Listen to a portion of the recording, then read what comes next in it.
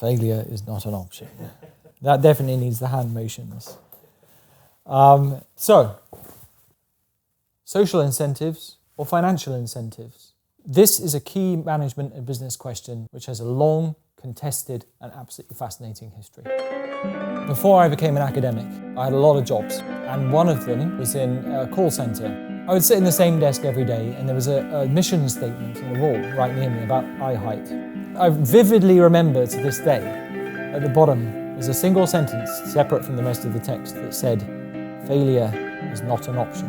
This was on every mission statement, on every wall in the whole building. Every day I would sit there on my phone, looking at this sign just in front of my eyes, thinking, who thought that was a good idea?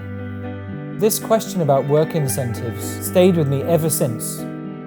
The current academic consensus is that social incentives are more powerful than financial incentives. It almost exclusively is drawn back to a series of experiments called the Hawthorne Studies. These took place in a large factory near Chicago, Al Capone's Chicago.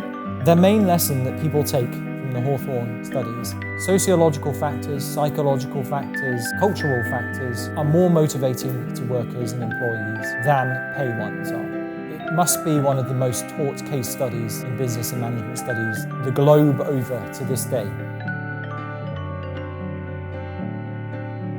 As I was studying research into Hawthorne, I was simultaneously researching some case studies in Britain, one of which was the cocoa works in York, then run by the Roundtree Corporation. They invented Kit Kats, fruit pastels, fruit gums, Smarties, and Yorkies. Looking through the material I was finding in the Roundtree archive, I found a parallel to the Hawthorne Studies. We found they did this study called the Incentives and Contentment Studies, investigated many of the same things as the Hawthorne Studies.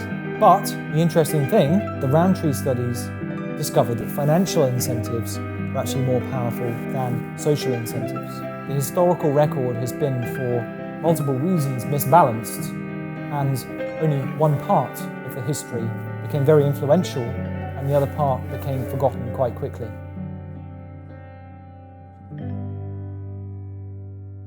The fact that the historical record has been 100% balanced in favour of the Hawthorne Studies alone would have helped me to understand why failure is not an option was written on a mission statement right in front of me.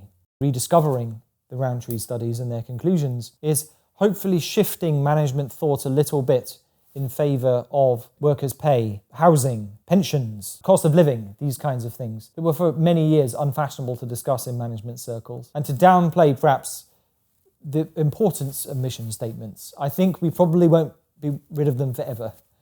By all means have them, but please can management scholars think in a bit more focused and sympathetic fashion to these financial issues as well.